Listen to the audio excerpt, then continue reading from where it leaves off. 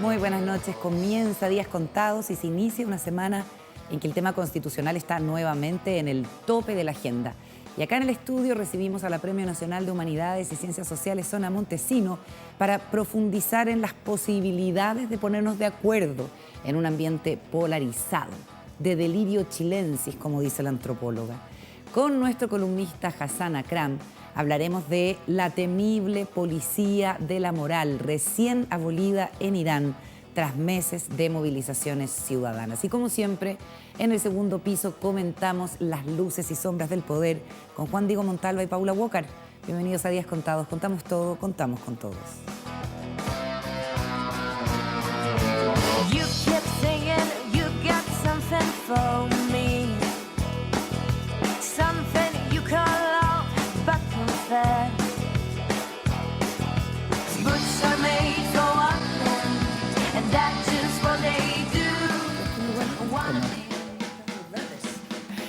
Muy buenas noches, ¿qué tal, queridos contertulios? Juan Diego Montalva, ¿cómo estás tú? Muy bien, Carolina. Qué bueno, ¿cómo está empezando tu semana?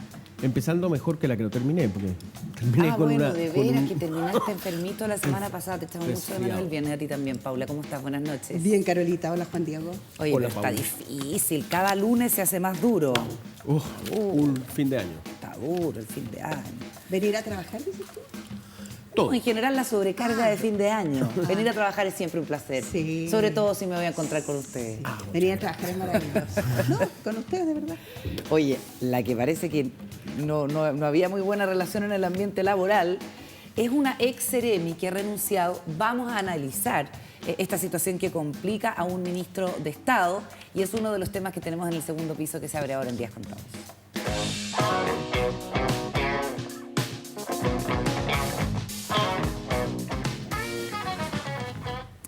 ¿Quién es Patricia Hidalgo? Patricia Hidalgo es la ahora ex Seremi de Desarrollo Social de la región metropolitana. Un Seremi es un secretario regional ministerial y tiene responsabilidades bien importantes porque, por ejemplo, tiene que votar ciertas materias que votan los Seremis de distintos gobiernos. Se anunció que ella había salido del ministerio y lo que vino después fue una serie de controversias por las razones que salió. En su momento el gobierno no lo informó formalmente, se le agradeció, pero luego ella da una entrevista donde cuenta que lo que pasó realmente es que recibió presiones para votar a favor ciertos proyectos de desarrollo, a ver si vemos por ahí el recorte, de parte precisamente de gente que estaba en el gobierno. Por ejemplo, el mall Vivo Plaza Egaña, que ustedes saben se había caído, o el tramo 2 de la autopista Vespucio Norte, y una planta de tratamiento de aguas en Quilicura. Entonces, la acusación cruzada, la exfuncionaria no se queda callada, la hace, y hay respuesta desde el Ministerio de Desarrollo Social que debiéramos analizarlo comunicacionalmente, porque hay un comunicado precisamente del ministerio que encabeza Giorgio Jackson, muchas gracias porque se me había perdido, y dice, a propósito, se hacen cargo de las declaraciones de Patricia Hidalgo entre diversas acusaciones publicadas en un medio nacional. El ministerio señala que, en el segundo punto, la decisión de solicitarle la renuncia se debe a la causal de pérdida de confianza por haberse desentendido formalmente de la presentación de denuncias, cual es obligación de toda autoridad política y funcionario público, ante indicios de la presunta violación de una niña en un recinto de atención a personas en situación de calle, ubicado en la región metropolitana. Entonces, se transparenta la razón por la cual el ministerio despide a esta funcionaria, pero claro, quedan dos versiones contradictorias. Paula Walker, ¿qué sabes tú de este asunto? Sé mucho, pero puedo contar poco. Bueno, es el mejor titular. No le hagas eso a tu público Es el se mejor va a titular. decepcionar. Sé mucho, pero poco puedo contar decirlo. Poco. No, a ver, miren, este es el típico episodio de la cara más oscura que tiene La política. la política. Oh, Y esto, digámoslo, para ser fiel a lo que hemos hecho durante todo este año, esto pasa en todos los gobiernos. O sea, no hay gobierno que se libre de este nivel de... Bueno, ahí está Patricia, ella estaba muy contenta. Ella milita, Paula. Sí, milita en el PPD. Ajá, socialismo democrático. Claro, es del socialismo democrático, milita en el PPD. Ella fue concejala en Ñuñoa, por lo tanto tiene bastante conocimiento de lo que pasaba justamente con el mall vivo y con el... ¿Se acuerdan que también estuvo el tema de los edificios del proyecto? El proyecto esquina, sí, de la esquina Se me de la olvida, Plaza Gaña. bueno, Sí, como Eco y Gaña creo que se llama. Bueno, Eso es. entonces, cuando ella se va, porque la despiden, y quien la despide finalmente es el ministro Jackson, probablemente no él directamente, sino que a través de interpósitas personas, ella pregunta por qué la despiden. Y entonces da cuenta de una mala relación, en particular con la delegada presidencial de la región metropolitana. Constanza Martínez. Exactamente, muy bien. ¿Viste? Déjale. Llegué veloz, llegué veloz. Oye, pero que te hizo bien el Neurobionta. Por esa neurobionta. en el cachete. Neurobionta. Neurobionta literalmente a la vena, al músculo. Vale. Entonces, la nota que hace Bio Bio, en algún minuto dice que ella le dice al ministro: la política tiene muchas vueltas y nos vamos a encontrar muchas veces. Y se va. Y mágicamente aparece la investigación en Radio Bio Bio, donde ella denuncia estas presiones. Presiones que vendrían del gobierno central, que tantas veces dijo que estas cosas pertenecían a la vieja política. Hoy día lo que hay es que el ministerio reacciona frente a esto y saca un comunicado de prensa. Y no encuentran nada mejor, para mí este comunicado es un error completamente, Ya. que escalar el conflicto. Y a la persona que despidieron, ahora que está despedida, la critican y le dicen que en realidad es muy grave por lo cual la despidieron, cosa que a ella no le dijeron o que ella dice no haber conocido. Y es por haberse desatendido, es decir, se hizo la lesa, formalmente respecto a la presentación de denuncias de la violación, presunta violación, de una niñita en un recinto de atención a personas en situación de calle en la región metropolitana. Que dependía directamente del ministerio. Exactamente. Estamos primero frente a una situación terrible, que es la violación, presunta violación de una niñita, pero la desprotección de la infancia en instituciones que están a cargo del Estado. Pero Eso es muy delicado.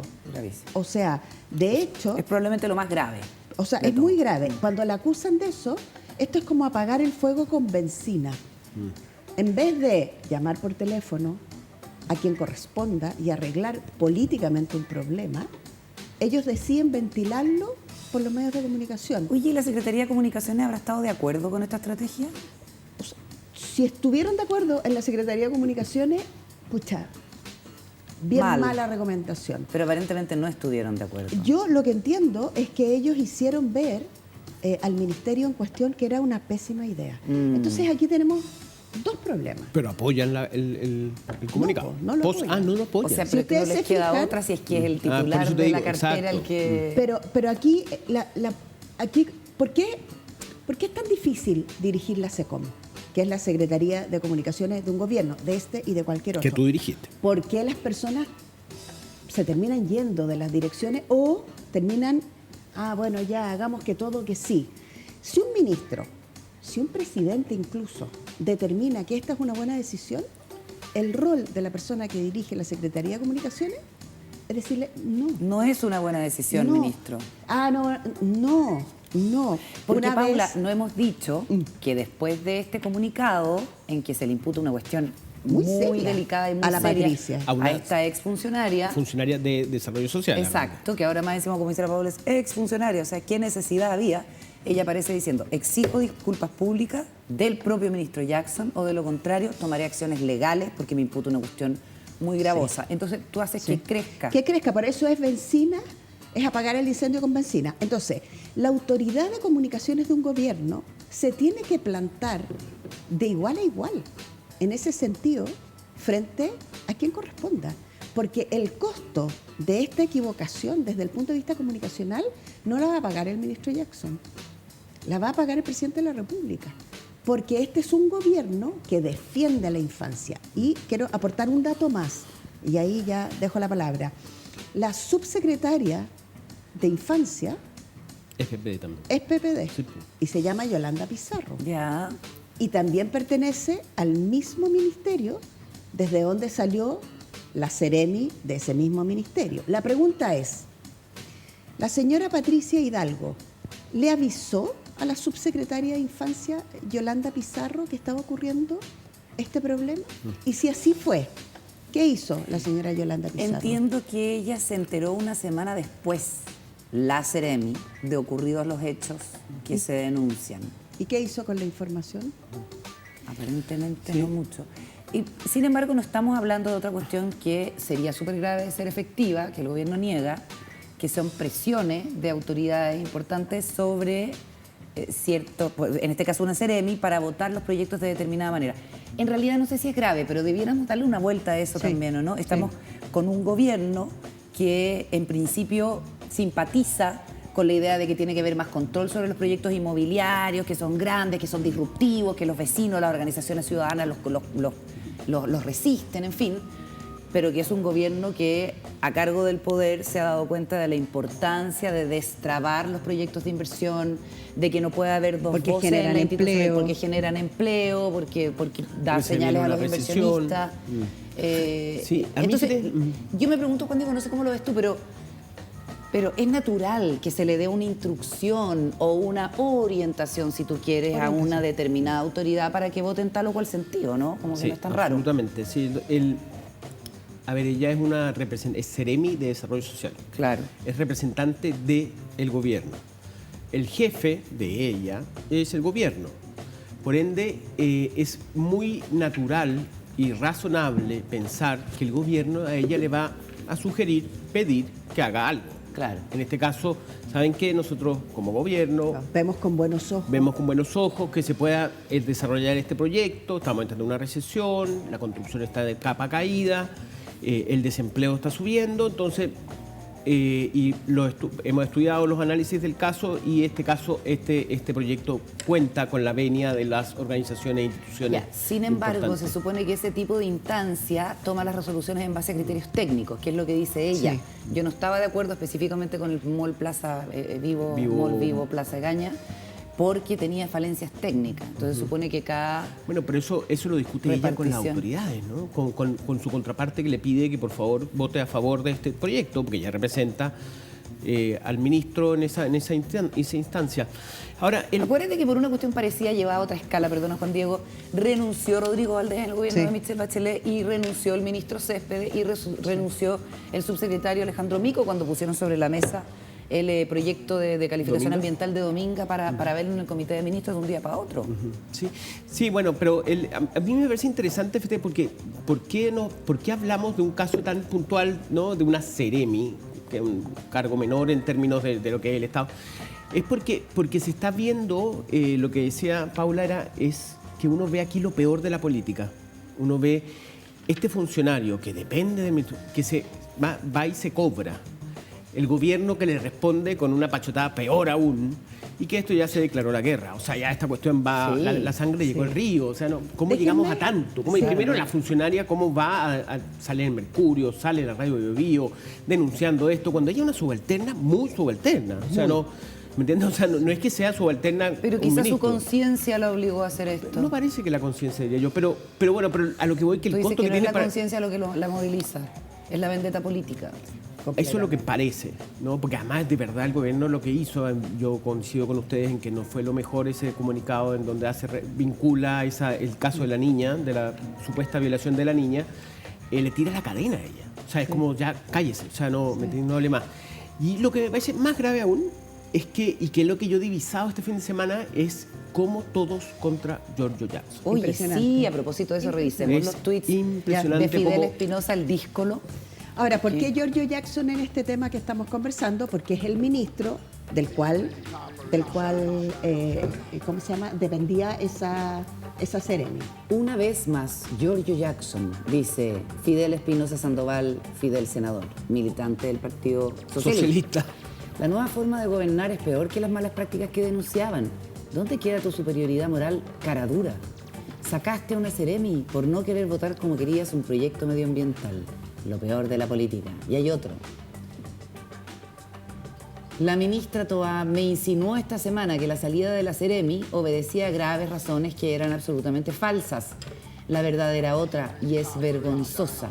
Ya están sobrepasando todo. ¿Dónde queda su feminismo falso, su medioambientalismo falso.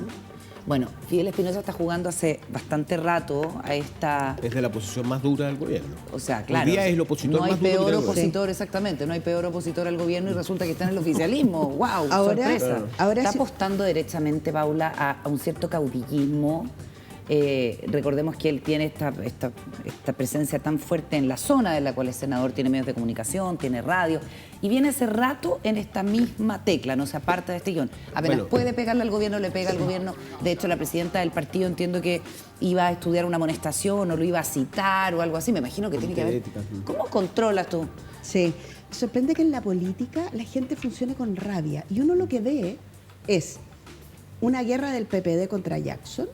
Y en este caso se nos mete por los palos, como dice la Carola, un senador del PS, senador que no votó efectivamente por el candidato del presidente de la República. Oye, a propósito de Picao, ese también ha estado dando entrevistas. Se picó Morales, está picado.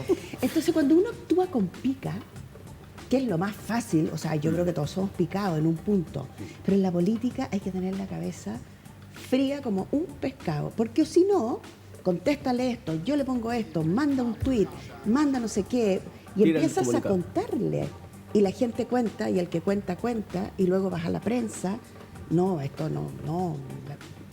Entonces usan Empiezan también a habitar una especie como de séptimo básico. Una y cosa, la discusión. Y eso ¿Tú por qué dices que no solamente el PPD le cobra cuentas a Jackson? Yo creo, bueno, hoy día se está discutiendo el Partido Republicano una acusación constitucional contra Jackson.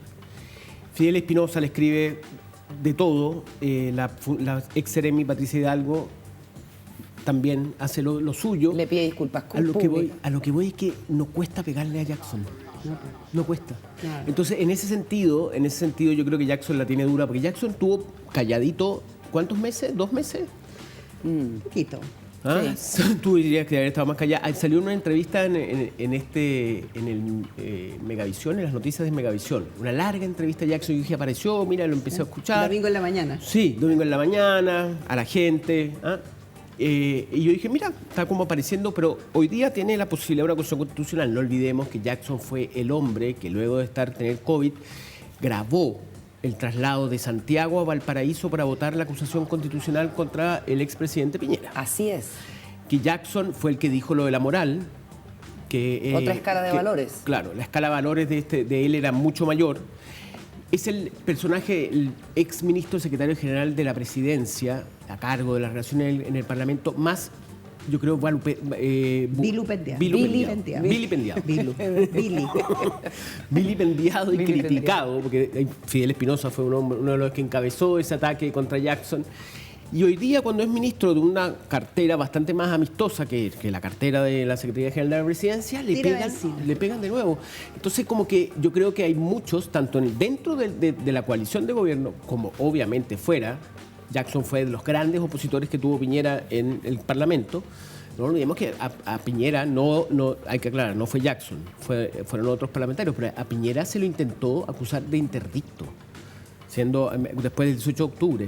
Entonces, la derecha tiene motivos para pensar en Jackson, en molestar a Jackson, pero ahora parece que el peor frente lo tiene internamente, ¿no? Internamente. Entonces, tenemos uno de los líderes, conversando, yo tratando de entender este gobierno, me acuerdo, me dijeron que el círculo, que yo le decía, bueno, ¿pero quién manda en este gobierno? Aquí lo que mandan, me explicaron, tienes que entender que aquí hay una troika de amigos, de militantes, de partidarios, que es muy estrecha y en donde la amistad y el cariño es tal que uno podría llegar a decir que es ahí donde está el centro de poder. ¿Quiénes son? Jackson, Camila, la secretaria de Boric y Orellana.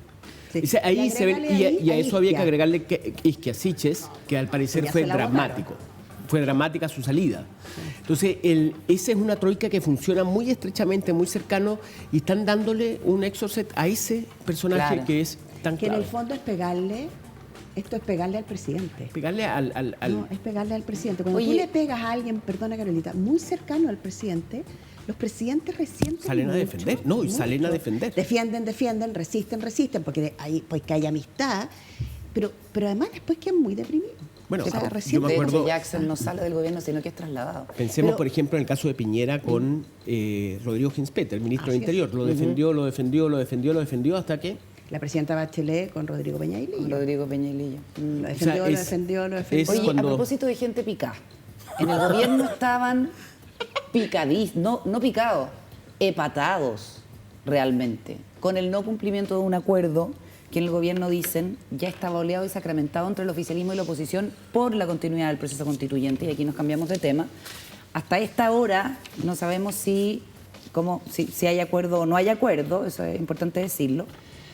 Pero el viernes había acuerdo, el viernes estaba toda la expectativa y el vuelito de que en la reunión iban a salir de manos arriba. ¿Y cuál era el acuerdo, según me cuentan desde el gobierno que estuvo sobre las conversaciones? Recordemos que Gabriel Boric se reunió con Javier Macaya, que también había día buena viernes, ¿no? disposición. ¿Qué dije yo? Está bien, sí, se llama Javier. No siempre le dice de otra forma como el actor, pero es Javier. Y también con Francisco Chaguán había acuerdo, eso es lo que ha trascendido, es decir, con Chile Vamos, el oficialismo había llegado al siguiente diseño.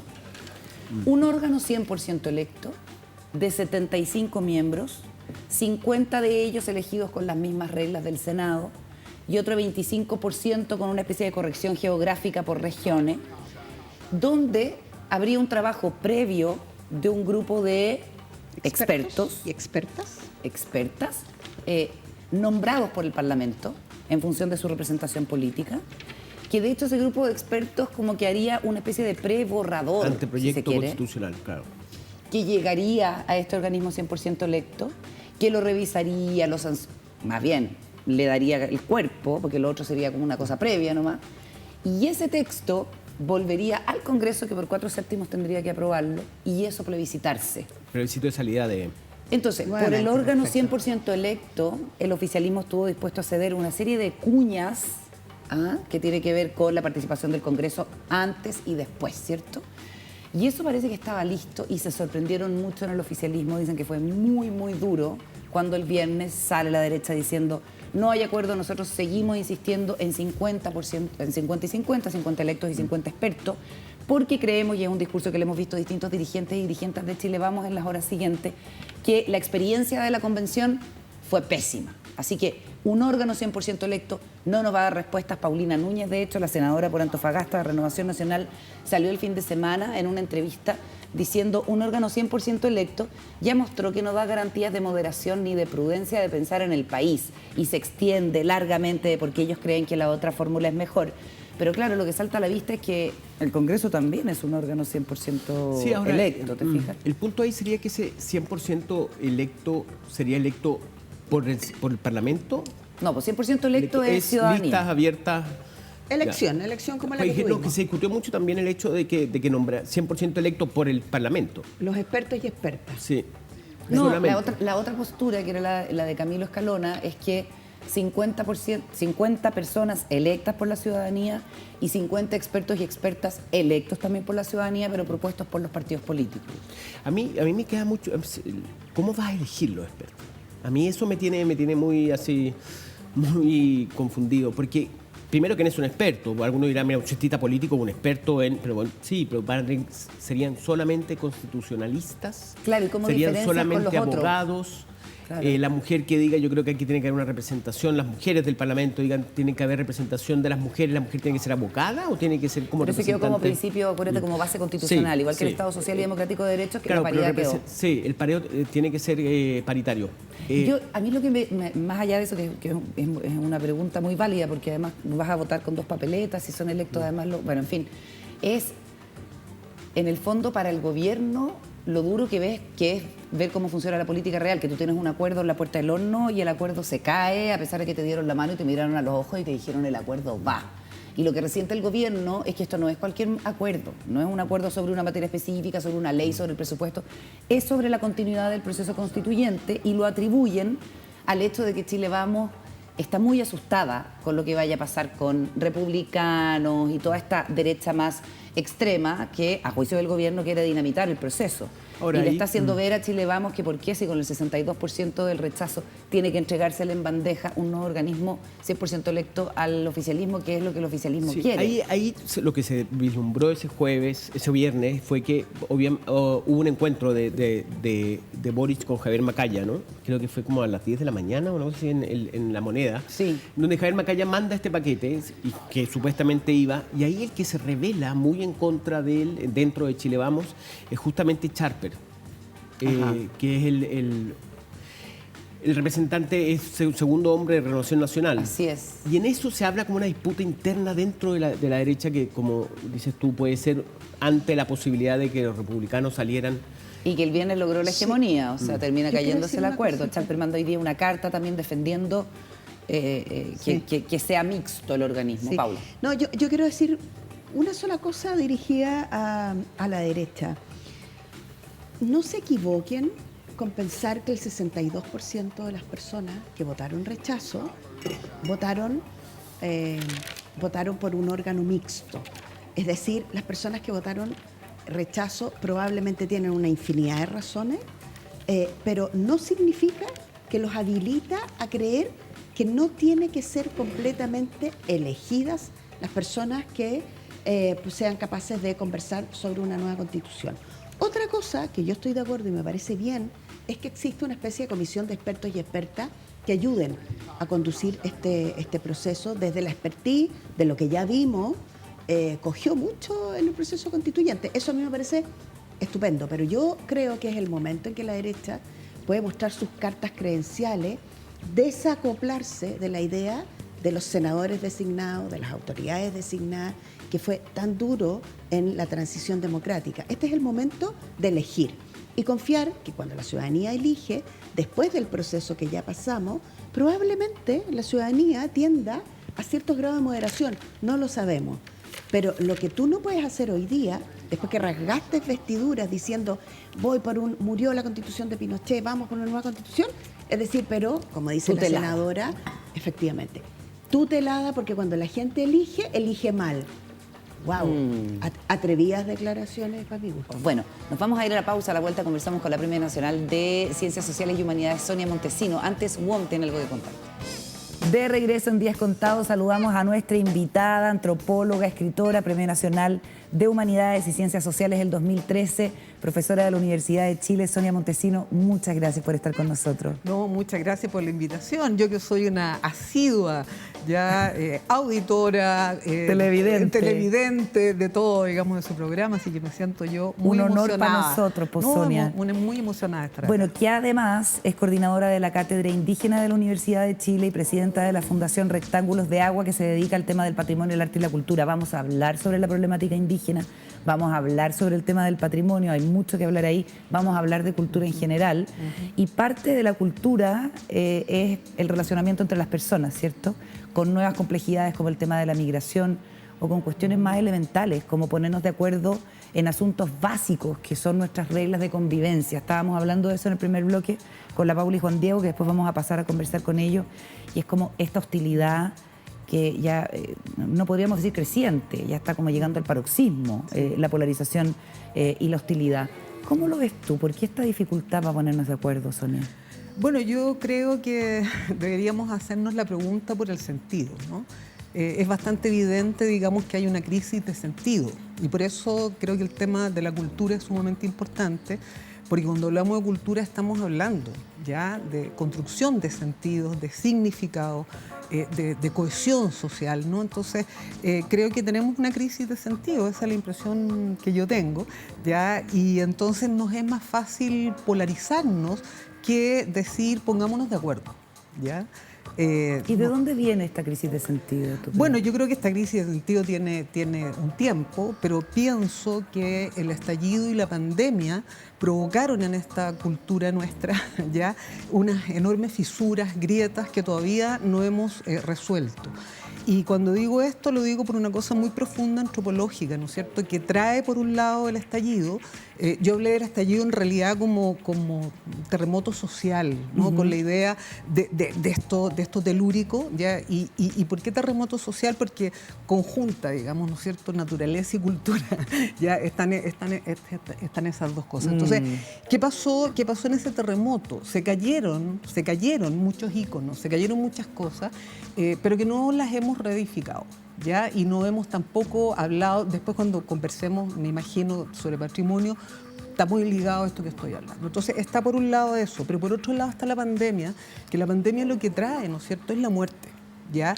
Y es una muerte colectiva. Empiezan a pasar, digamos, muchas cosas que tienen que ver con los rituales, con las ceremonias. Estoy hablando por eso de los sentidos culturales, ¿no? Sentido cultural de la muerte.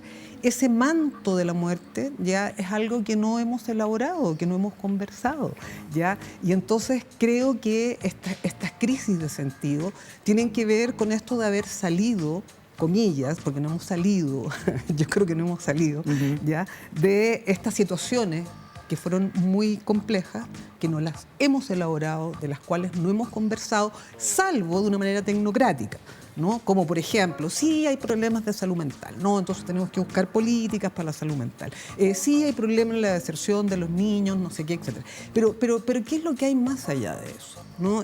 Pienso que ahí hay un punto. Entonces, la crisis de sentido tiene que ver con eso y bueno, y también con un tema global, no solamente, digamos, un tema chileno, pero creo que en Chile se realiza esa crisis de sentido de una manera particular. ¿Y qué rol tiene nuestra identidad? La valoración o desvaloración que tenemos por nuestra identidad a la hora de enfrentar un terremoto social, como tú dices. Bueno, justamente yo creo que ahí puso en cuestión ya muchas yo diría, de los tics y de los problemas que tenemos nosotros como sociedad, que es precisamente eso que tú dices, digamos, porque nosotros no ponemos en valor las cosas, ¿ya? O lo que ponemos en valor creo que se ha ido como extraviando un poquito, es mi sensación, ¿no? Yo no tengo, digamos, muchas respuestas. Como intelectual crítica que me siento, creo que tengo más preguntas que tenemos que construir colectivamente. Yo creo que ese es el problema, porque ¿quién construye las preguntas del sentido y en las cuales podemos todos, ¿no es cierto?, co-construir? Porque claro, aparece esta noción de los expertos, ¿ya?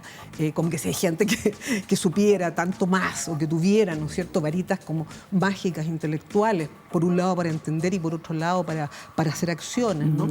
Yo pienso que ese camino ya no nos lleva a ningún lado, ¿no? El camino yo creo que es esa co-construcción. Entonces claro, son temas complejos, muy complejos, que tratamos de simplificarlo, ¿ya?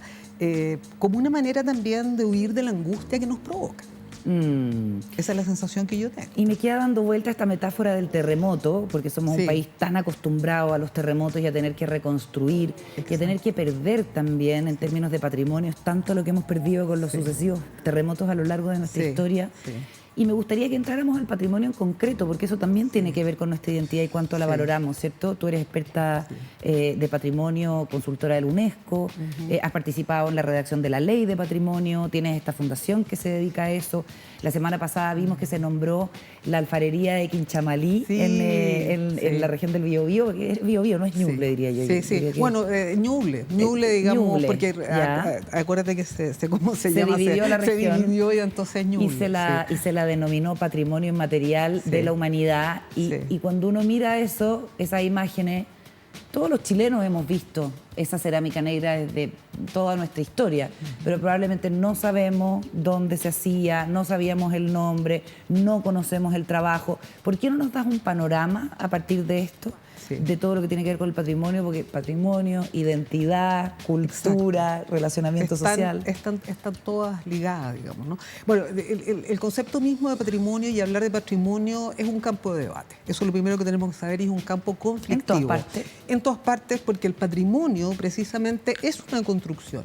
Y es una construcción que tiene que ver con lo que tú decías, ¿no es cierto?, con la identidad, pero es como un colectivo que dice, bueno, ¿con qué nos identificamos? ¿Qué queremos legar? Si en el fondo, digamos, el tema del patrimonio es ese, ¿no? ¿Qué queremos legar? ¿Qué queremos entregar, ¿no es cierto?, a las generaciones? Entonces, eso es un campo conflictivo. Ustedes, me acuerdo que en un programa tocaron el tema de los monumentos, cuando, qué horror, se derriban los monumentos, que se construye sobre ellos. Yo creo que tenemos ahí un gran tema. Pero bueno, entonces, ¿qué es lo que pasa, digamos, en Chile? Y es bonito lo que tú dices, porque los terremotos, precisamente, han traído, los terremotos siempre han traído esta idea de la reconstrucción, y los gobiernos inteligentes han sabido utilizar ya muy bien esta idea de la reconstrucción. Pero más allá del tema de los gobiernos, es qué es lo que las comunidades quieren preservar, qué es lo que quieren salvaguardar. Y en el caso de Quinchamalí, que tú estás planteando, y que creo que es sumamente importante, deberíamos sentirnos tremendamente orgullosos, porque ese es un patrimonio cultural inmaterial que, como tú muy bien dices, lo desconocemos aun cuando está inserto ya en toda esta gramática que nosotros tenemos simbólica. ¿Ya? Eso tú al tiro dijiste, esa losa negra. Justamente esa losa negra ya es una losa que distingue, ¿no? Distingue dentro de lo que son todas estas confecciones. Pero lo más clave ahí es que yo diría, Quinchamalí nos trae una voz de alerta. Ya. Nos trae una voz de alerta a esta puesta en valor. Precisamente, uno, por el desconocimiento, ¿sí? Por el desconocimiento tremendo que hay sobre qué pasa ahí, qué pasa en ese espacio, en ese pueblo de alfareras. Alfareras son mujeres, ya la gran mayoría, ya las que han mantenido este patrimonio artístico, te fijas, por un lado, y también utilitario, tiene esas dos fases. ¿Por qué es un llamado de alerta? Porque nos dice, uno, desconocimiento, desafección ya de la colectividad, digamos, pero nos habla del patrimonio como sistema. ¿Y por qué nos habla del patrimonio como sistema? Porque en este momento lo que hace la UNESCO es reconocer a Quinchamalí como patrimonio cultural inmaterial de la humanidad, pero en urgente salvaguarda. ¿Ya? ¿Qué significa? Casi patrimonio en peligro, ¿es otra categoría? Exactamente. Ya. No casi. Es se patrimonio plantea, en peligro. digamos, Ya. patrimonio en peligro. ¿Y por qué? ¿Y por qué digo que es importante entender esto, digamos, de sistema? Porque esto está inserto dentro de un contexto, ¿no es cierto? Y la pregunta por esta salvaguarda y por este peligro, ya tiene que ver con lo que ya estábamos hablando al inicio, ¿ya? ¿El peligro cuál es? ¿Ya? Y eso se ha planteado, digamos, en este mismo expediente. Tienes un peligro que tiene que ver con lo medioambiental. Sí. ¿Sí? El barro, el río. O sea, claro, las posibilidades, ¿no es cierto? Las forestales que van cada vez copando, digamos, ese espacio, el acceso, digamos, a lo que ellas llaman las minas de greda. Por otro lado, ¿no es cierto?, todas estas empresas de árido que van sacando las piedrecitas que sirven para pulir, ¿ya? Y un tercer elemento que tiene que ver, y que esto siempre está relacionado con los temas patrimoniales de ahora, que es la pirámide poblacional. Tú sabes que nosotros vivimos una pirámide que está invertida, sí, ¿no es cierto? Entonces, el gran problema que hay ahí también es, por un lado, la transmisión, a quién se le transmite, a qué generación. Por eso que esto que estoy diciendo de Quinchamalí es mucho más amplio. Tiene que ver también con los modos en que nosotros estamos habitando y viviendo nuestra cultura ahora. El tema generacional. ¿Ya? Hay una colega que trabaja sobre el tema de los viejos, y me hizo ver una cosa muy interesante. Y me dice, mira la contradicción. O sea, tenemos una pirámide invertida y sin embargo se habla del conflicto generacional. ¿Ya? Cuando tienes en el fondo, ¿no es cierto?, el poder, etcétera, etcétera, sí, en manos, ¿no es cierto?, de esta enorme cantidad de gente adulta mayor, ¿no? Entonces, ¿qué tiene que ver esto con el patrimonio? Tiene que ver, ¿no es cierto?, con ¿a quién se le transmite? Entonces, en Quinchamalí, ¿no es cierto?, se dice, bueno, ¿a quién se le transmite si hay pocos niños y niñas? Qué angustia. Y además, esos niños salen, ¿no es cierto?, esos niños se van. El oficio mismo, ¿no es cierto?, de la greda a veces es tenido como sucio, como no ha tenido la valoración suficiente, tampoco esos jóvenes quieren, ¿no es cierto?, aprender. No obstante, todo lo que se ha hecho ahí y la propia comunidad, yo creo que aquí lo importante, digamos, y por eso a mí me parece ese llamado de alerta, porque es esta comunidad, ¿no es cierto?, de mujeres alfareras la que pide y la que dice, nosotros queremos ser reconocidas, te fijas, mundialmente, eso me parece increíble, maravilloso, ¿ya? Pero a la vez queremos, ¿no es cierto?, que el Estado, no solo el Estado, sino es que toda la sociedad chilena, de un modo u otro nos vea. Un último elemento que te quería decir respecto al tema de la pirámide, digamos, invertida, ¿por qué Quinchamalí es voz de alerta? Porque lo que ocurre ahí, ¿no es cierto?, es que como las mujeres, obviamente, están envejeciendo, los temas del cuerpo, ya los temas de las enfermedades que están relacionadas con la alfarería también se colocan como un problema, ¿ya? ¿Para qué vamos a hablar del tema de las pensiones? ¿Ya? Claro.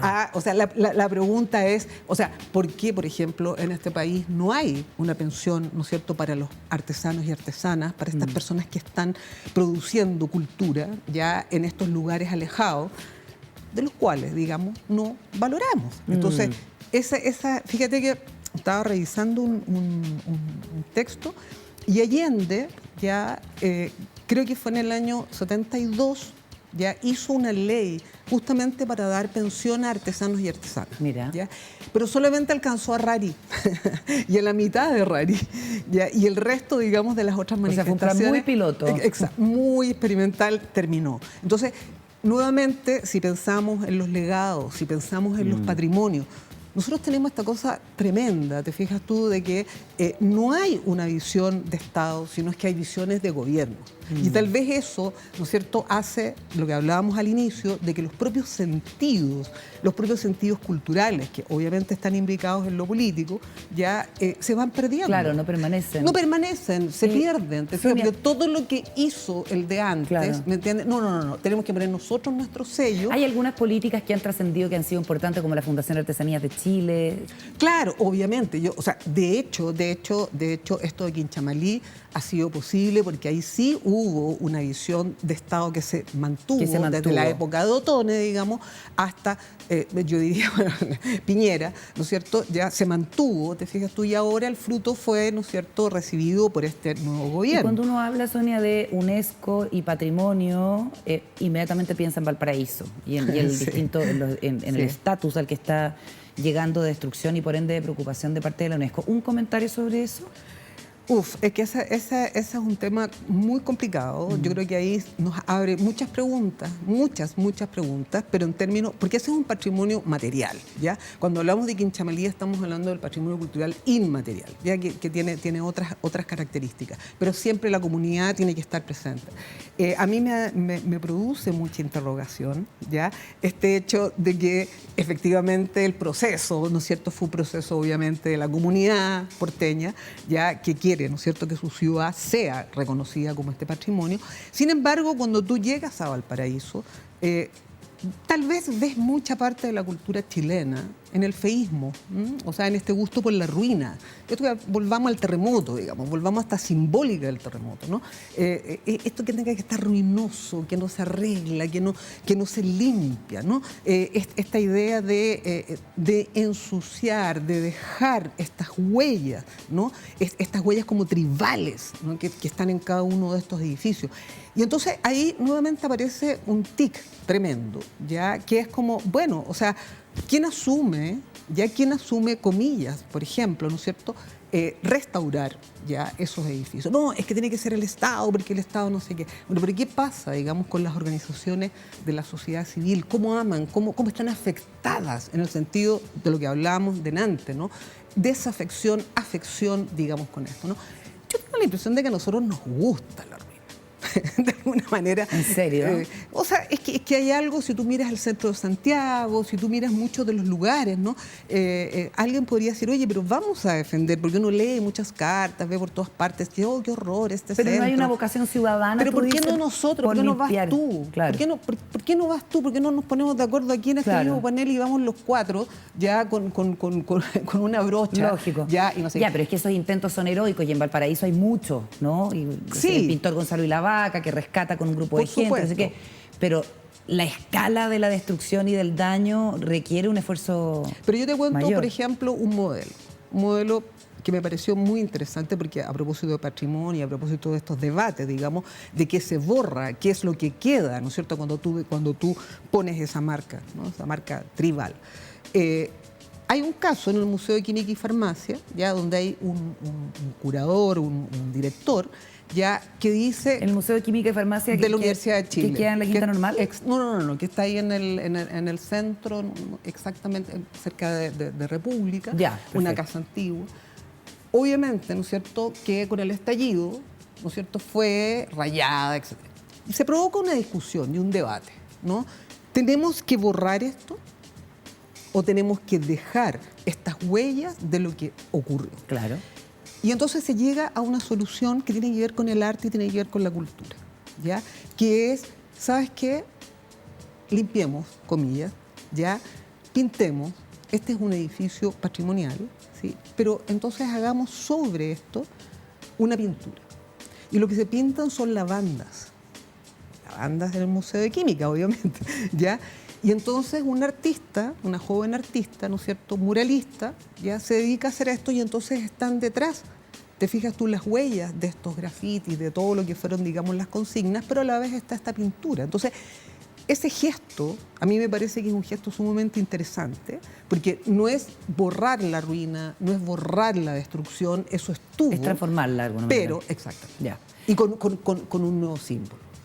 Sonia, te propongo que pasemos al mesón con Pablo y Juan Diego para desarrollar este concepto del comensalismo, que es muy interesante porque nos puede dar una opción de salir de las trincheras, que es lo que plantea el presidente Gabriel Boric a propósito específicamente del proceso constitucional. El presidente Boric pide que nadie se atrinchere en el diálogo constitucional, todos tienen que ceder. Ya hay un espacio privilegiado, ya nos contarás tú cómo y por qué, para ponerse de acuerdo, que es la mesa. Seguimos en la conversación con Sonia Montesino acá en Días Contados.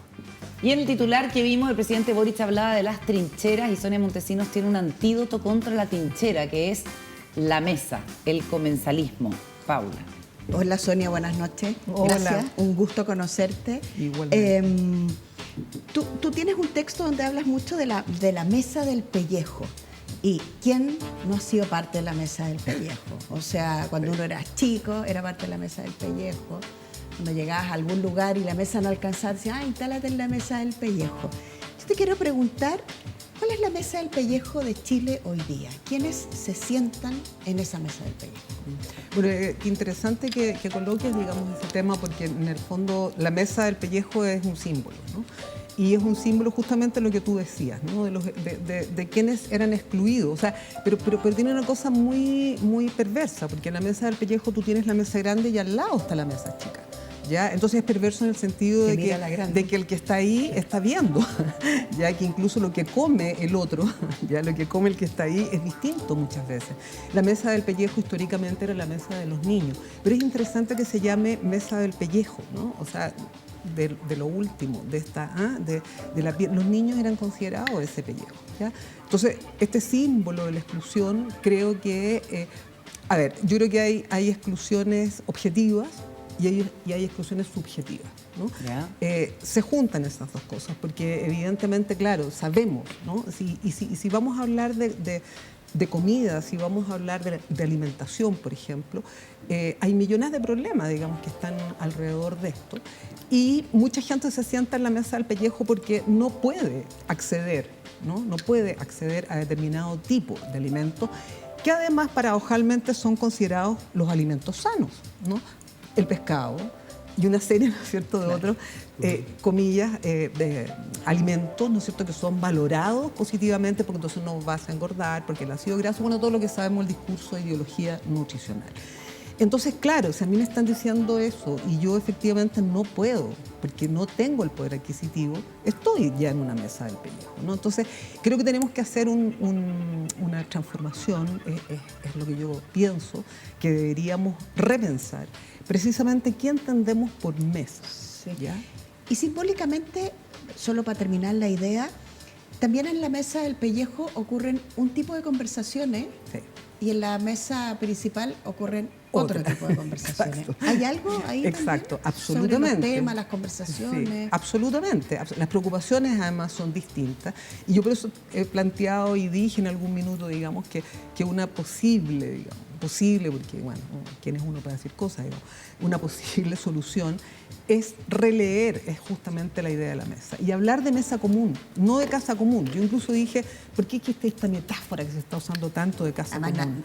nadie quiere vivir con mucha gente todos juntos. O sea, obviamente. Y en la casa común, además, tienes distintos tipos de dormitorios. En fin, o sea, la casa común me parece. En cambio, la mesa común, donde no hay mesa del pellejo, te exige, ¿ya? Y te exige justamente este concepto de comensalismo que tú planteaste, digamos, para iniciar esta conversación, que tiene que ver que los que comen juntos son hermanos. Y esto es una cosa muy antigua antropológica, pero muy, muy antigua, que tiene que ver también, ¿no es cierto?, con lo que eran los rituales sacrificiales, ya, donde, ¿no es cierto?, se sacrificaban ya determinado tipo, generalmente de animales, y se repartían, ¿no? Entonces, en esta repartición había un comensalismo que era el primer momento de la cohesión social.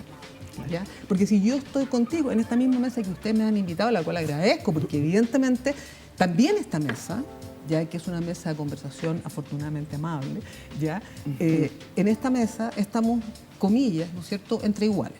Podríamos ponerle unas cositas a la mesa. O sea, deberíamos. Yo estoy diciendo que me siento culpable de no haber traído algo. Estamos esperando que trajera un picoteo. Un picoteo y un pisquito Sonia, sour. me llama, un tema que me llamó mucho la atención es una frase que usaste tú: es más fácil polarizarnos que ponernos de acuerdo. Estamos en ese momento en Chile, ¿no? Yo creo que estamos en ese momento, pero insisto, lo que hablábamos delante con Carola tiene que ver que estamos en ese momento por esta falta de sentido, ¿ya? Por este ocupar también maneras de entendernos, ocupar símbolos, ¿ya? Cuando se habla, por ejemplo, ¡ay, qué asquerosa la cocina! Sí, claro, uno puede decir, ¡ay, la cocina política, qué horror! Entonces, a ver, pero si tú vas culturalmente un poquito más allá, ¿qué significa? Nada, o sea, lo que quiero decir es que con estas maneras en las cuales hablamos no son inocentes, ¿ya? Detrás de ellas hay capas y capas y capas de sentido, ¿no? Y entonces cuando decimos, por ejemplo, eso, ¿no? Qué asquerosa la cocina, o sea, qué horror Cuando la cocina es algo tan bueno. O sea, a ver, y es muy tan interesante. femenino. No, y la cocina, bueno, yo a mí me gusta mucho la cocina. O sea, y creo que es un lugar muy importante en la casa. Y pregunta, ¿quién hace la cocina? ¿Quién cocina? ¿Por qué se devalúa la cocina? O sea, yo me haría esa pregunta, ¿por qué devalúo? Es como el trastero. Claro, ¿me entiendes? Como que si fuera algo horroroso cuando es uno de los primeros pivotes de la cultura. ¿Ya? ¿Quién cocina, además? Y la pregunta por la cocina en este momento, ahora por estos múltiples pliegues, ¿ya?, es precisamente cómo nos alimentamos. Estoy hablando también metafóricamente y estoy hablando literalmente. ¿Cómo nos alimentamos? ¿De qué nos alimentamos? ¿Ya? ¿Quiénes son los analfabetos culinarios? Porque hay analfabetismo culinario. Gente no sabe cocinar, no quiere cocinar, ¿ya?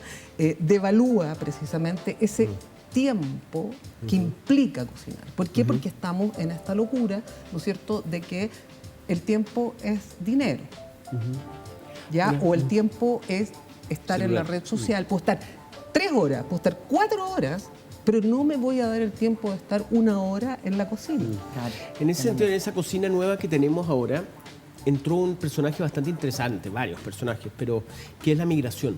Exacto. ¿Cómo Sí. entra? ¿A ellos no les toca le toca la mesa del pellejo o ni la mesa de pellejo? O sea, fíjate que yo creo que ahí el tema migrante que tú traes es muy importante, ¿ya? Porque tiene que ver con el tema plebiscitario también, ya, respecto a qué es este país.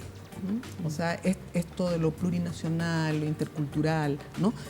Toca al tema de estos migrantes que son, comillas, aparentemente unos otros u otras, ¿no es cierto?, que aparecen en nuestras vidas. Pero hay algo interesante en el mundo migrante, porque el mundo migrante sí practica comensalismo. Ya el mundo migrante, justamente, ¿no es cierto?, por querer también sobrevivir, ya se une, se alía, ¿sí? La gran pregunta es si voy a aprender a cocinar una arepa. Vale, ¿por qué estoy diciendo esto? Estoy diciendo esto porque cuando nosotros hablamos de comida, estamos hablando de uno de los elementos culturales que entra en el cuerpo.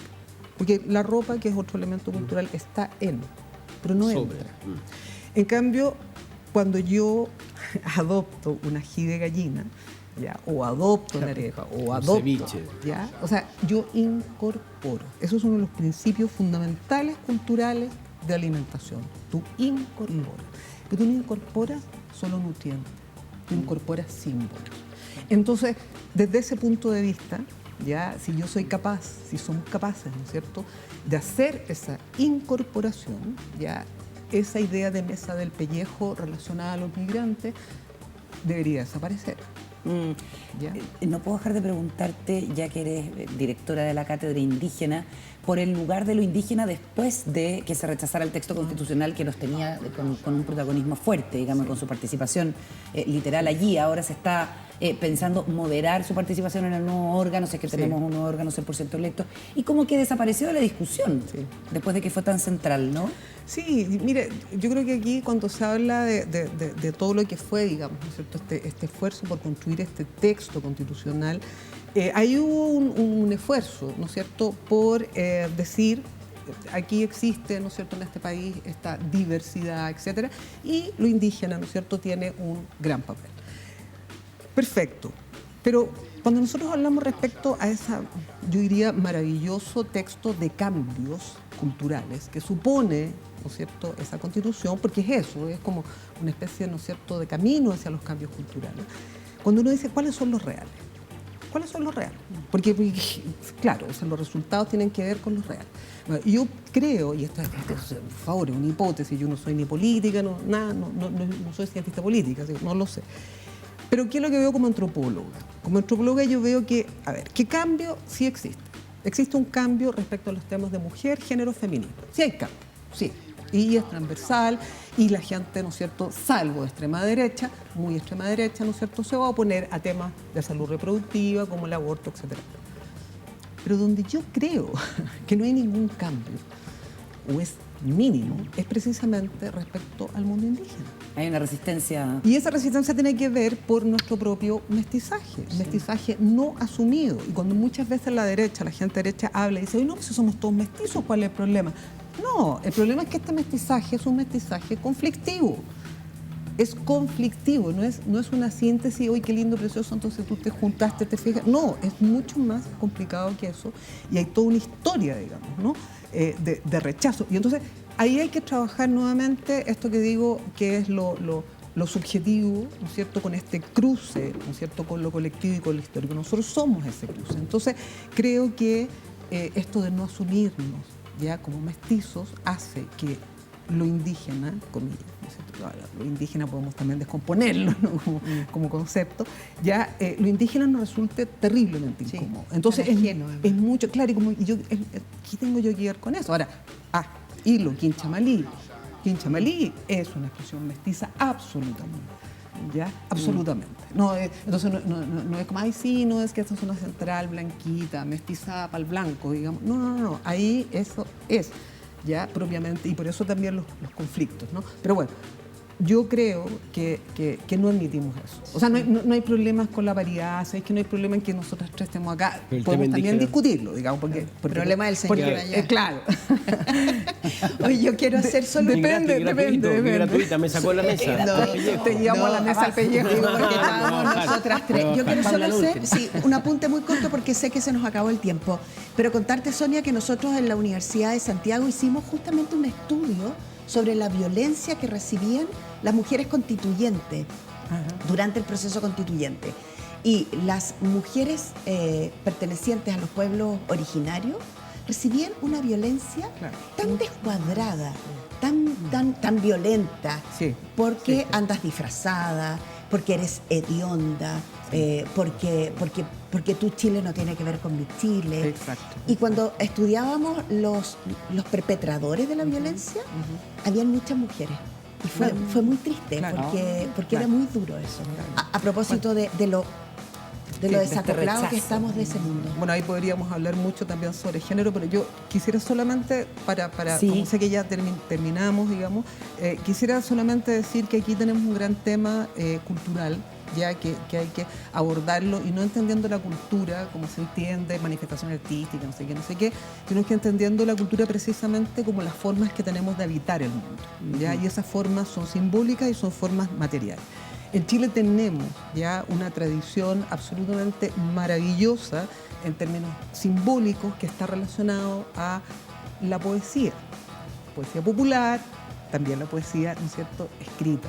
Y esto nosotros no le hemos sacado, comillas, digamos, ya, la punta necesaria. Ya quiero dejarlo como La poesía como una respuesta. cosa. Lo mismo que decía Y- Neva Milicic, ¿te acuerdas cuando vino? Es que es fundamental y quiero decir que tenemos tres grandes poetas que han hablado sobre el comensalismo de una manera cada uno distinta. Neruda, que era un glotón, ya habló, digamos, pero era un glotón. De Roca, ya era un glotón que cocinaba, ¿sí? Y la Mistral no cocinaba No. ni era glotona. Sin embargo, ya cuando tú lees todos sus textos, Ensayo. te vas a dar cuenta primero cómo justamente realza el comensalismo y algo que ahora es muy importante, que es la huerta, La huerta. ¿ya? Ser huertera. Qué maravilla. Nos quedamos con esa última idea inspiradora y tenemos tarea para la casa en harto sentido y con materiales. Además nos deja Sonia Montesinos, siempre un gusto. Sonia, te vamos a traer de nuevo porque nos quedamos muy cortos de tiempo. Muchas gracias a usted y de verdad emocionante estar aquí porque siempre los veo. Entonces, Es un honor para nosotros. Muchísimas un honor, gracias. Sonia. Hasta Gracias la a próxima. ti. Gracias. Gracias por venir. Pausa y ya volvemos con más. De regreso acá en el programa. Saludamos en esta última parte a Hassan Akram, nuestro columnista. ¿Cómo estás, Hassan? Bienvenido. Muchas gracias por la invitación. Lo habíamos anunciado. La policía de la moral comienza a ir en retirada, suponemos, Posiblemente. en Irán, como una respuesta a estas manifestaciones que ya llevan meses por el asesinato por parte de la policía de la moral de Mahsa Amin. Mahsa Amin. No sé cómo se llama. Mahsa Amin. Mahsa. Cuéntanos, ¿qué es la policía de la moral? Bueno, no es una organización única de Irán, en realidad. Es una fuerza que existe en varios países musulmanes. El nombre completo en la mayoría de esos países es el Ministerio o el Comité para la Promoción de la Virtud y la Prevención del Vicio. Es maravilloso eso. O sea, yo soy el ministro de la Promoción de la Virtud y la Prevención del Vicio. ¿Te gustaría ser ministro de eso a ti? Sí. Sí, para eso estamos hechos. Exactamente. Ahí está Arabia Saudita, Afganistán, hay varios países que tienen esa institución y normalmente cuando uno escucha eso desde Occidente uno piensa, pero esto es una cuestión medieval.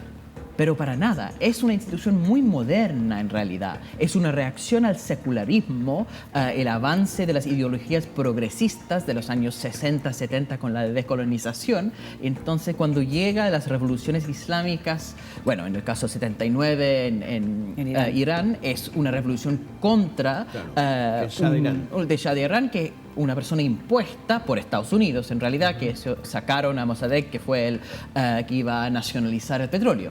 Entonces es una revolución contra una figura muy moderna con una visión que también es muy moderna en realidad. Esa policía de la moral no existía antes.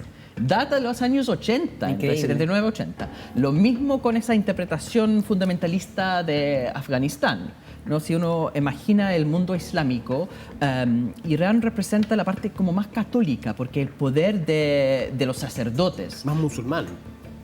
¿En qué ¿Más sentido? católica dices tú? Más católico en el sentido que si uno divide el mundo cristiano entre los católicos donde la religión se da por la autoridad del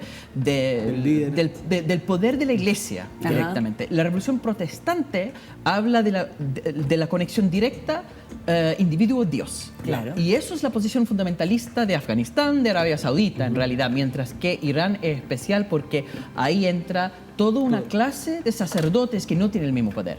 ¿Ya?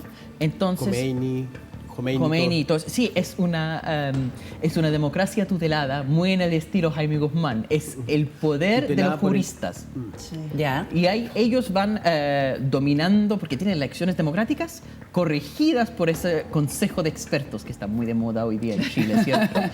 Y entonces es algo común la policía de la moral a los distintos países islámicos y musulmanes, pero en Qatar no hay policía de la moral, ¿o sí? No de esa forma. ¿Y qué es lo que pasa en Irán? Porque uno entendería que esta señal de apertura es en respuesta, y en ese sentido es un triunfo, de los manifestantes por la muerte de Mahsa Amini. Ojo, antes que nada, no está para nada claro que en realidad han disuelto o van a disolver la policía de la moral. ¿Y qué es lo Eso es lo que dijo el fiscal nacional. Ya. Que estamos viendo el tema de la obligación de usar hijab, ¿cierto?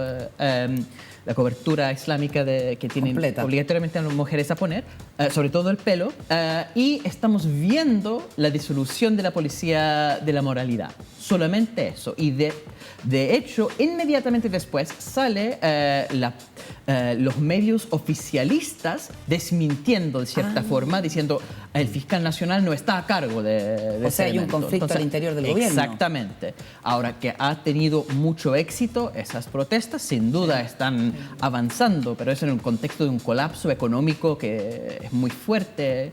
Desde 2011 están en pleno estancamiento. O sea, Irán hoy día es más pobre que en 2011. Entonces, imagina el colapso. Por eso han habido tantas protestas por costo de la vida, por petróleo, costo de la benzina. Se han sumado a este descontento por el tema Sí. de las mujeres, otras causas. Exactamente. Eso, Hassan, yo te quería, buenas noches. Buenas. Te quería preguntar justamente, ¿por qué promocionar la virtud y prevenir el vicio siempre es con las mujeres? ¿Por qué no es con los hombres? Yo creo que el secularismo de los años 60 y 70 tenía esa cuestión de la liberación de la mujer. Fue el gran avance en la revolución feminista, por supuesto, en Europa, también en Estados Unidos, los años 60 es famoso de eso, ¿cierto? Como algo porque también el tema de la píldora anticonceptiva es muy importante, junto con la lavadora. Al final, la mujer que está obligada a cumplir con tareas domésticas y tareas de cuidados, está liberado de eso en parte por los anticonceptivos y en parte por la infraestructura doméstica, que implica que no tiene que estar todo el día cumpliendo esos roles.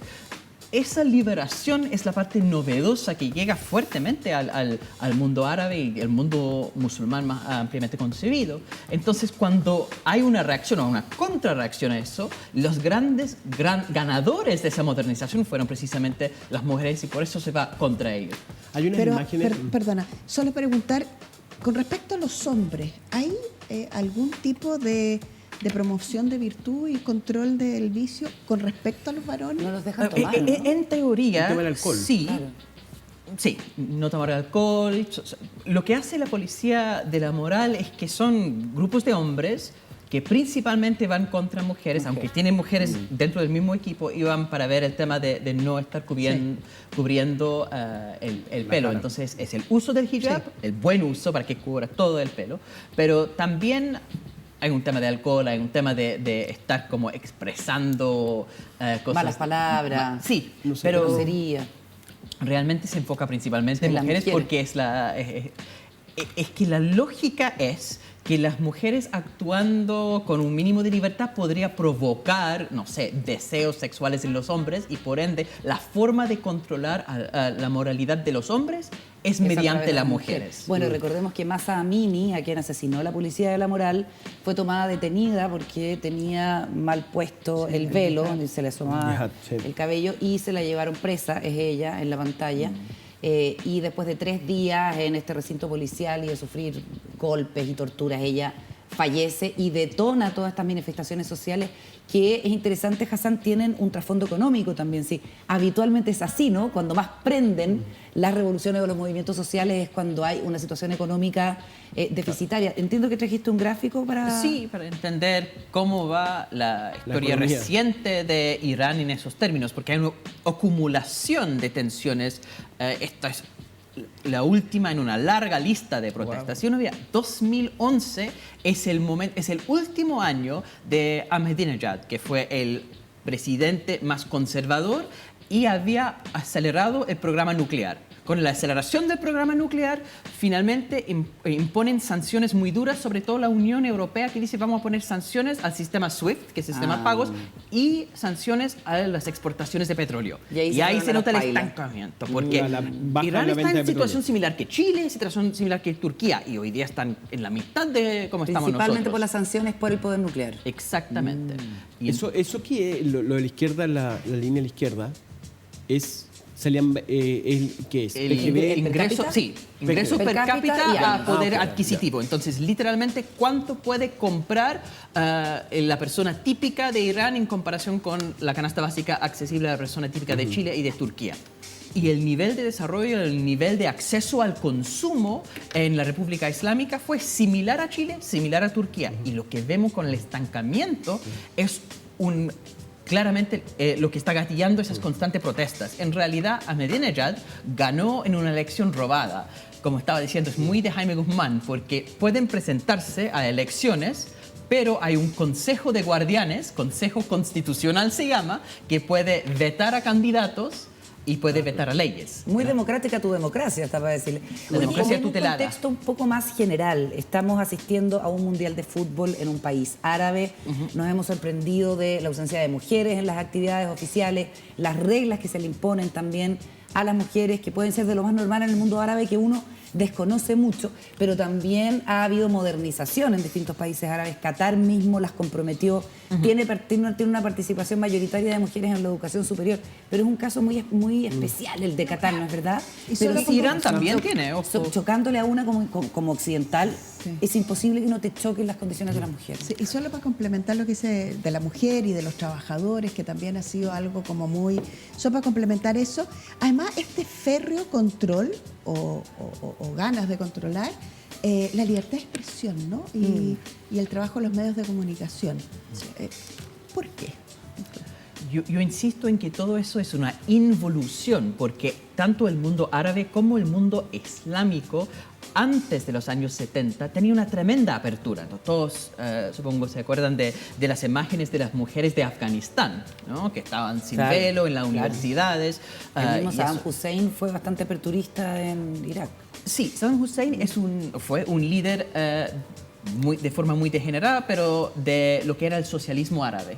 Son organizaciones progresistas, tenían muchos conflictos con el fundamentalismo religioso, precisamente porque el socialismo árabe degeneró en un autoritarismo muy fuerte y en el caso de Irán con una visión proestadounidense, porque el socialismo fue eliminado por la CIA. La única reacción posible que no fue oprimida fue la reacción religiosa. El Shah de Irán, por ejemplo, podría cerrar todas las organizaciones de izquierda, podía prohibir sindicatos, pero no podría prohibir la mezquita. Entonces la mezquita queda siendo, como la única fuente, el único espacio posible de rebeldía frente a esa dictadura. Ajá. Pasó algo similar en el caso de Afganistán en realidad, como van potenciando los grupos religiosos porque los grupos seculares han sido destruidos por la acción de los poderes imperiales. Hassan, Interesante. ¿hay posibilidades de reformas, de cambios, dada el nivel de protesta que ya van varios meses? El sistema iraní es un sistema híbrido. Tienen un presidente elegido democráticamente, tienen un parlamento, el Majlis, también elegido democráticamente, pero tienen encima de eso los guardianes o el Consejo Constitucional, que es la que puede vetar las leyes, por eso digo muy Guzmán, vetan las leyes y vetan los candidatos. Entonces lo que pasa es que los reformistas han ganado elecciones. Khatami, que fue el último más reformista, que estaba liberalizando tanto la economía como las reglas sociales, empezó a pelear con el líder supremo, que es la autoridad religiosa, que además es políticamente el comandante en jefe del ejército y puede pautear al presidente. Entonces, ¿qué pasa cuando hay este conflicto entre Khamenei y Khatami, que fue el presidente reformista? El líder supremo decide prohibir los reformistas en las elecciones y entonces terminan ganando estos grupos conservadores que van otra vez a imponer estas reglas sociales conservadoras. Entonces, el mismo sistema iraní ha Tiene ese creado rojo. fuerzas reformistas regularmente y han sido eso. aplastados dentro del sistema. Y Oye, entonces, en términos generales, vamos a ver, entiendo, una Sí. foto de Son Irán bien- son antes bien del año impresionantes, 79. son bien impresionantes esas fotos. Antes de la revolución, y Para que claro, vean era, lo- era Sí, un ese país Irán. perfectamente muy occidental en ese sentido. Y es curioso que estos mismos estudiantes que están en una situación de mucha efervescencia social, mucho socialismo, incluso comunismo, y el Partido Comunista apoya inicialmente la revolución hasta que se dan cuenta que se van contra ellos también y se impone este fundamentalismo religioso con los guardianes de los juristas religiosos. Correcto. Pero fue la única manera de oponerse a la dictadura en aquel momento. Entonces es como una revolución desvirtuada. Increíble. Oye, solamente en la línea de lo que te preguntaba Juan Diego, y una reflexión final, estas protestas que también han traspasado a otros países del mundo árabe, ¿Tú crees que pueden generar algún tipo de cambio? Porque son súper masivas y persistentes. Y hasta ahora han terminado muy mal, ¿cierto? El ejemplo de Siria, la guerra civil, 400, casi medio millón de personas muertas. Las dictaduras árabes cuando responden con la agresividad La que es primavera propia, árabe. ha aplastado terriblemente. De hecho, hay encuestas en todos los países de la primavera árabe preguntando a la gente y a gente con remordimiento de haberse levantado porque el castigo desde las dictaduras fue tan feroz. Entonces es muy y el complejo. resultado no fue acá. muy positivo. A ver si hay la diferencia es que el sistema iraní no es un sistema de dictadura típica. Esto sí tiene un híbrido entre los elementos representativos y democráticos y una parte teológica. Y justamente por eso el movimiento reformista ha tenido más institucionalidad. Existen partidos intelectuales y políticos dispuestos a reproponer ideas institucionales de reforma. Por eso el presidente Khatami está ahora siendo levantado por el gobierno que vuelva, por favor, y que nos ayude a negociar con el pueblo levantado. Entonces, hay un Qué bueno espacio ahí. entenderlo con esta profundidad. Hassan, muchísimas gracias. Súper, súper interesante. Hasta la próxima semana. Y nosotros nos vamos. Despedimos el programa de hoy. Muchísimas gracias por la compañía. Paula, muy buenas noches. Buenas noches. Juan Diego, hasta Gracias. mañana. Hasta mañana. Que estén muy bien. Gracias por la compañía.